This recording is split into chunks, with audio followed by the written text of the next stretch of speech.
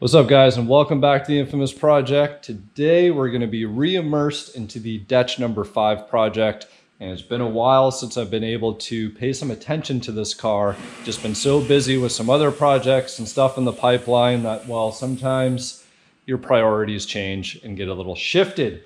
So with that said, I've managed to get a lot of work done over the past few months in the summer, and now I'm going to try and hustle and get this thing done for October. Now, why October? Well, Peter Hansen, the son of the late founder of DECH Motorsport, is going to be running his Hansen International Track Day event at our Mosport, which is now known as the Canadian Tire Motorsport Speedway, on October 16th. So I'm hoping that if I can get the car done for that track day, maybe I can convince him to take this car around the track and see what it'll do.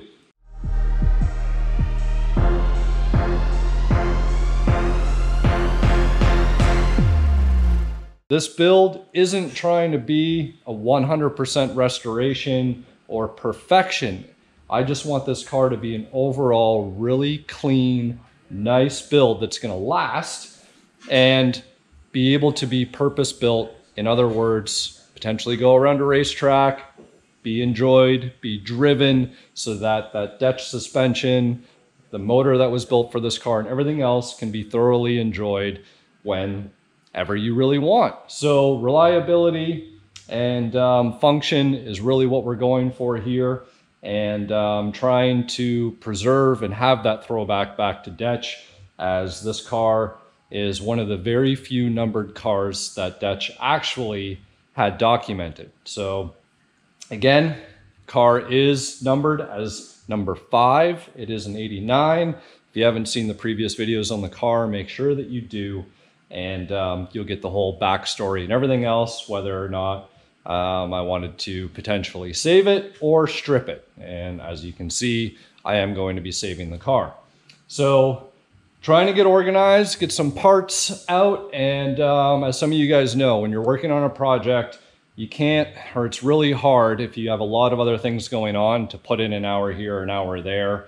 When it's at this magnitude, we're talking, we got a full drivetrain to put in, got to do all the suspension, brakes, get the interior in, everything else. So you really need to be able to commit some time, get a good open space, get organized, so that way you can actually make some pretty good headway in that amount of dedicated time that you've given to your project.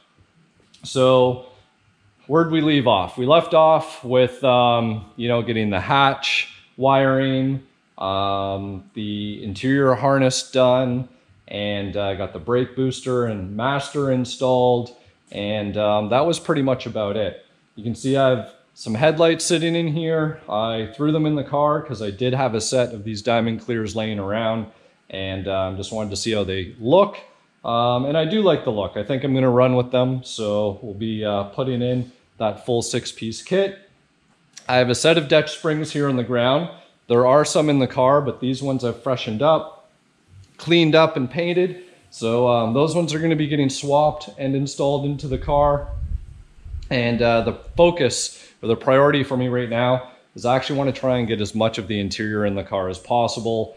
I've been working at refinishing and kind of restoring it. Now, I was debating if I was going to do black, because I do have a full black hatch interior, but because Derek signed the dash pad, and the dash pad is gray, I've decided I am going to keep the original gray interior to the car. So that's not going to be changed, but it's going to be freshened up. So all the pieces I have, but you can see this is actually quite dirty. But where the black meets the gray, some of this black has rubbed off, and the pre-90 black is actually more of a charcoal color. So what I want to do is I want to clean up all of the black and the gray, because the gray sort of turns different shades and different colors over time. So I've been working outside. I'm going to show you guys in a second. But if you're wondering what color of SEM paint is the closest to smoke gray, it's this Presidio variation here, which is 15163. And this guy is the closest shade to factory on a smoke gray that you're gonna get. And I'll show you guys right now. I've redone the gray section on the dash here. I've already actually done the top half in black. And the black is the Lando, however you want to pronounce it, SEM black.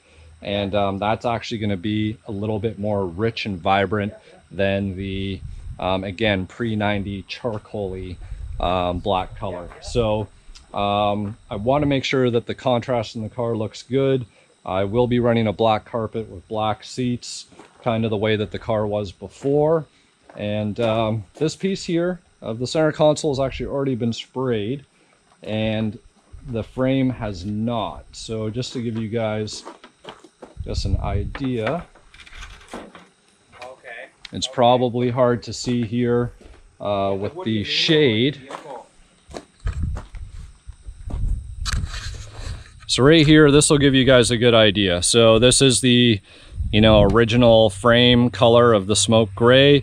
It's almost got a little bit of a brown tinge to it now over the years, whether it's from heat, natural fading, and everything else. And this guy has been re-dyed in the Presidio gray. So I am just finishing up the black section right here around where the radio goes, because again, this was marked up and scratched. And again, went with the darker, more rich black color.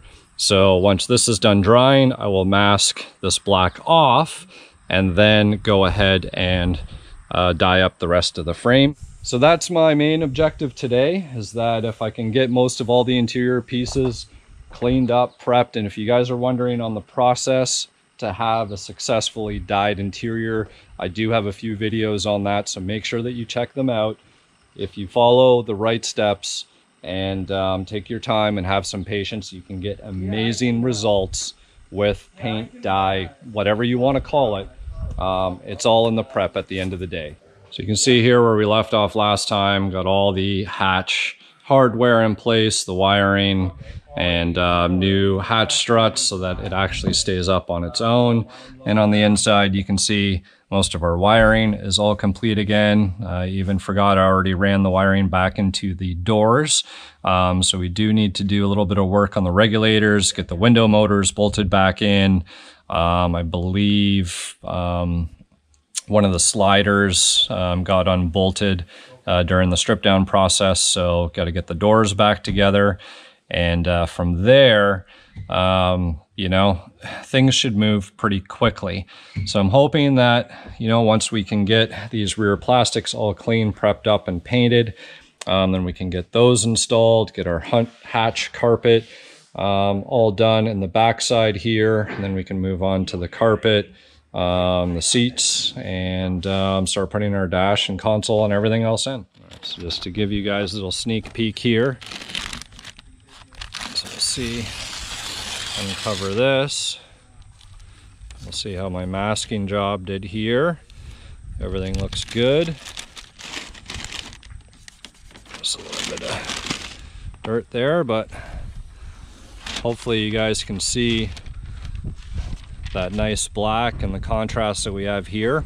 I'll be taking a white paint pen and redoing the markers on the vents here. And it's important, you know, that you cover everything up so that way, you know, you don't end up overspraying your vents on the inside. Still some cleanup to do here, but yeah, it's gonna look awesome when it's all done and installed. You can peel this tape off. The nice thing about the interior paints is that they dry super quick. Now, I do recommend that you let them sit and bake for quite a while before you start handling and reinstalling everything, just so that the paint can fully cure and harden, so that you don't end up accidentally scratching something and messing up all your hard work. All right guys, so just trying to get these seat belts cleaned up before I bolt them back in.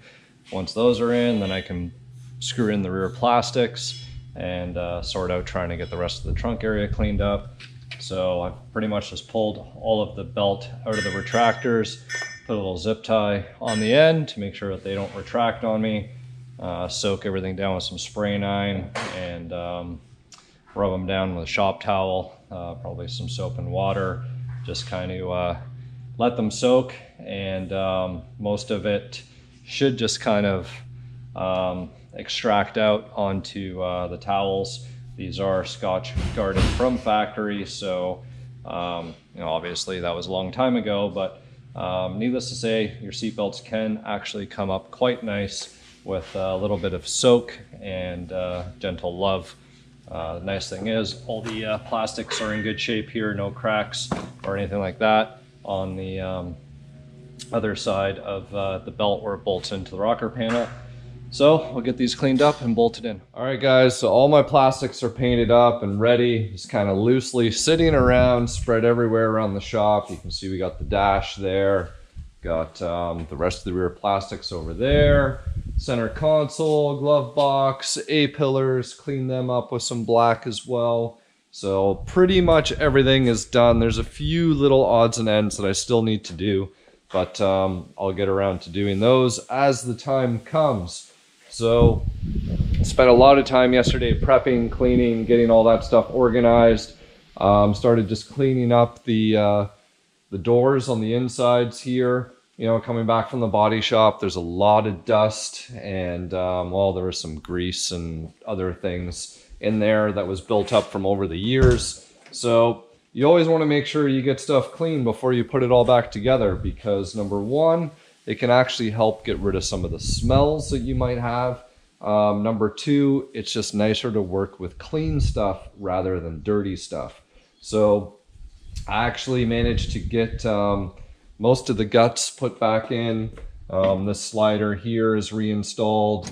The regulator is back in the window guide there, and dug out the window motors, got those all cleaned up. So those guys will be good to go as well. So we can get those installed, and from there should be able to button up the doors, which is good, and really start tackling this interior. I got to get some of all of this stuff out of the way, but everything that we need is pretty much here. Going through some nuts and bolts, trying to clean some stuff up as I go along.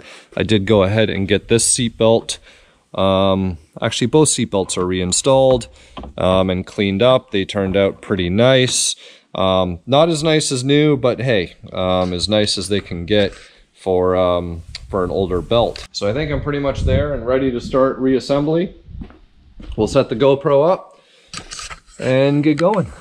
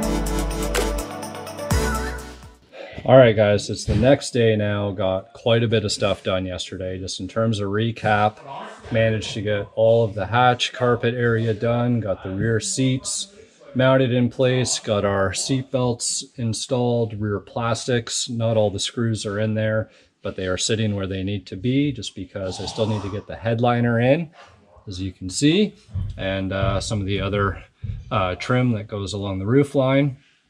Got some kill mat installed in the whole rear section here, as you can see, and I did it underneath the seat as well, just because all the sound deadening that was underneath the seat still smelled like mouse pee, and there was some creatures that were living underneath this seat, if you guys saw the teardown video. So that all got removed, cleaned up, put the kill mat down, put it down here as well. The front I didn't just because all of the existing or the original sound deadening on the carpet that I'm going to use, it's still there for the front half. So, and I ran out of kill mat, so it'll be fine. You know, all of this original material is still here on the top side, plus that sound deadening. Everything should be good. Most of the noise is usually down from underneath this area of the car through the drivetrain and the rumble of the exhaust and the mufflers and everything else. So things should be pretty good there. So now I'm going to focus on trying to get the dash installed and get the carpet in. And once that's done, that'll allow us to put in the center console, get our Recaros mounted in, and this is actually going to start looking like a car again. One other thing that I managed to get done was all the door guts. So got all of the regulator assembly, the sliders, everything else. Replace these bushings right here that tend to go, that'll make your window rattle when it goes up and down. So those have been changed. White lithium grease done there. Tested out all the locks, all the wiring is here and ready to go. Window motors were serviced and greased up, so they should be all the good. So we'll be able to do our door panels as well and get this thing buttoned up.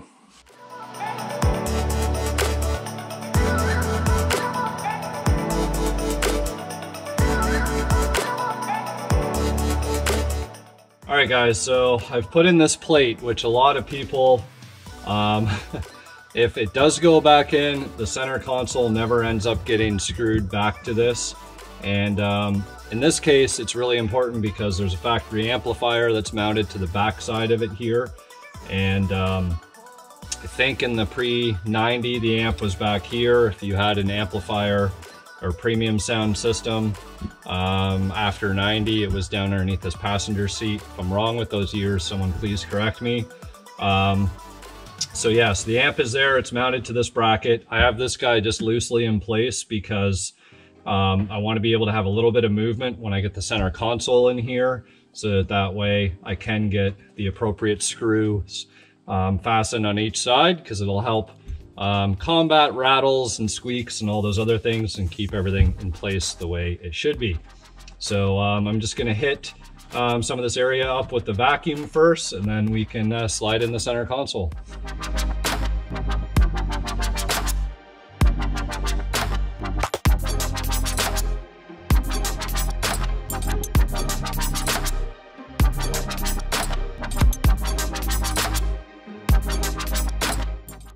This is where we're leaving it for the week. Got our Recaros bolted in, so those are looking nice. Got our carpet in. The frame to the center console is there. Top stuff isn't mounted yet because I still need to find my switch for the power mirrors. And then there's a harness that was cut, and I have no idea why, but for the cigarette lighter and the little light. So I need to source out one of those, get that spliced back in, and then can finish getting everything else fitted up and tweaked. The frame is still loose in here, so just gonna have to make sure that, you know, everything is exactly where it needs to be, tighten everything down, and get our climate controls in, radio, cluster, all of those other things. And that'll pretty much be it for the inside of the car. And that'll allow us to hopefully put power to the car's wiring harness. That'll allow us to test all the lights, make sure everything is working well in there. And at that point, we're going to be able to focus on this big gaping hole in here. So it'll be cleaning up the motor, which is sitting over here hiding in the background here. Really dusty, nothing has changed since it got pulled out. I'm just going to put a lot of elbow grease into this guy, just clean up, detail, do what I do. And I'm not going to be opening this thing up or anything like that. This was pretty much a freshly rebuilt motor, 347 stroker, and you know, might change out the valve covers. The chrome's starting to pit a little bit, but like I said, just kind of clean everything up, make sure if there's any gaskets that need to be changed, get those done. Probably leave the block red, just because that's the way that it was. and just kind of trying to keep with the theme in terms of the way that the car was, just keeping everything true to that. So this guy will get cleaned up, we'll get that in, and we move on to our suspension and our brakes, and pretty much everything on the underside of the car that we'll go through and get done. The Simmons wheels have been refurbished, and they look amazing. I posted them up on my Instagram a while back when they came back. The only problem now is finding tires. 16-inch tires is like a rarity these days. So you have to do some research, see what I can find, and hopefully get you know, the wheels and tires on. That'll transform the look of the car in itself. And that's it, guys. Coming along nice, no complaints. So we'll see you guys next time, and hopefully we'll be moving on to the drivetrain.